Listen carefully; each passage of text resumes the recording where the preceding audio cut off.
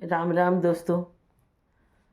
आज फिर एक वही टॉपिक लेकर आगे बढ़ रहे हैं कि आजकल शादियां क्यों नहीं टिकती। पिछला वीडियो जो था लंबा हो जाता है, इसलिए बात को बीच में ही रोका था। और आजकल तो बच्चे जल्दी शादी के बारे में सोचते भी नहीं हैं, लेकिन उनको आपको और हमें गाइड करना पड़ेगा कि शादी क्यों ज़रूरी है। एक तो हम भारत में रहते हैं, हम भारतीय हैं, हमारी संस्कृति अलग है, हमारे रीति रिवाज, हमारी परंपराएं अलग हैं, तो हमारी सोच भी अलग है और होनी भी चाहिए। क्योंकि पाश्चात्य सभ्यता का असर जो अपने यहाँ पड़ रहा है, कुछ चीज़ें अच्छी होती हैं, उनको ज़रूर अपनाना चाहिए किसी की भी। हमारी सभ्यता, हमारी संस्कृति को पश्चिम के लोग अपनाकर आज कितनी अलग दिशा में बढ़ रहे हैं, और हम उनकी गलत चीज़ों को अपना करके बहुत अलग दिशा में बढ़ रहे हैं। आज के समय में लिव इन इतना ज़्यादा बढ़ गया है, कितने पेरेंट्स भी उसको स्वीकार करने लगे हैं, शायद मजबूरी में करते होंगे। और कानून ने भी उनका कुछ न कुछ सपोर्ट किया है, लेकिन हमें समझना होगा कि आगे की पीढ़ी को संभालने के लिए क्या ज़्यादा ज़रूरी है।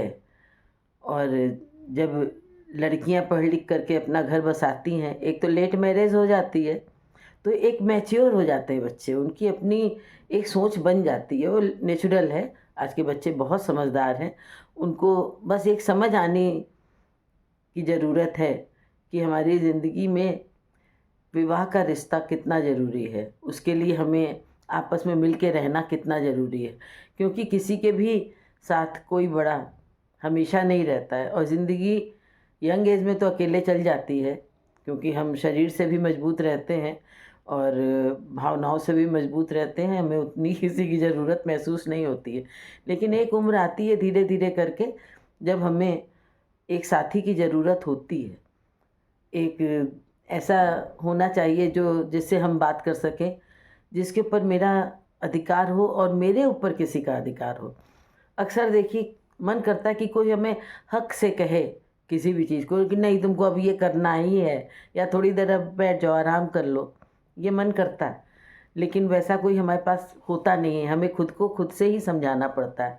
तो ये चीज़ें कभी कभी बड़ी कठिन होती हैं।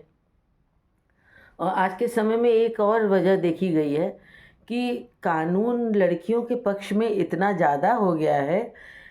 एक समय था लड़कियों को बहुत दबाया जाता था, तो कानून ने भी उन्हीं के लिए सोचना शुरू किया, और माँ बाप ने भी सोचना शुरू किया कि शिक्षित करके बच्चों को मजबूत करें।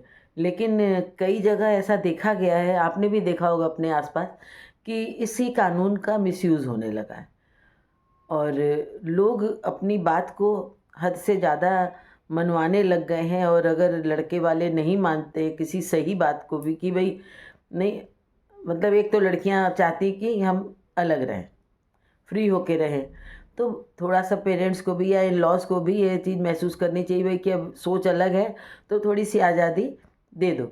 बच्चे अलग ना रह के हमारे साथ रहें, थोड़ा हम उनके हिसाब से रहें, थोड़ा वो हमारे हिसाब से रहें। लेकिन कहीं कहीं ऐसा होता है कि एक नाजायज़ जिद ही रहती कि नहीं हमें अलग ही रहना है। और अगर बाई चांस कोई लड़का नहीं मानता है, तो कानून का फिर गलत फ़ायदा उठाया जाता है, उसके ऊपर दहेज वाले का केस लगा दिए जाते हैं। हम लोगों के टच में भी काफ़ी ऐसे थे जो लड़के बाद में बहुत परेशान हुए, और सीधा परिवार रहा, अच्छा परिवार रहा, लेकिन लड़की आज़ाद ख्याल की थी ज़्यादा। पेरेंट्स ने भी उनको समझाने की ज़रूरत नहीं महसूस की, उसका साथ दिया, और 2500 लाख के अंदर लड़के वाले भी आ गए, और एक मानसिक तनाव से भी गुजरे, सामाजिक प्रतिष्ठा भी गई। क्योंकि जनरली हम देखते हैं कि इन लड़की वालों की बात पर ही लोग ज़्यादा विश्वास करते हैं। हम भी बेटियों की माँ हैं, लेकिन हम लोगों की सोच अलग थी कि कुछ समय लगता है तालमेल बैठाने में, तो तालमेल बैठाओ। विवाह एक ज़रूरी है, बंधन नहीं है, बहुत खूबसूरत सा रिश्ता है। और आगे अपनी पीढ़ी को हम क्या देंगे, क्या रास्ता देंगे, बहुत सोचने की ज़रूरत है। प्लीज़ सोचिए, और बच्चों के रिश्तों को संभालने की ज़िम्मेदारी हमारी है। और ख़ास तौर पे लड़की के माँ बाप बहुत अच्छे से समझें और लड़के के माँ बाप को भी ये समझना होगा कि बच्चों को कुछ उनके हिसाब से समय देना होगा, एक सेफ डिस्टेंस देना होगा, स्पेस देना होगा, कुछ उनकी मानना होगा और थोड़ा-सा अवॉइड करना पड़ेगा। आँख बंद करनी पड़ेगी, मुँह बंद करना पड़ेगा और आपस में कम्युनिकेशन गैप नहीं करना होगा। किसी के आगे अपने घर की बातें नहीं करनी होंगी। बच्चों से दिल खोल के बात करें और उनको समझें और समझने की कोशिश करें और समझाने की कोशिश करें।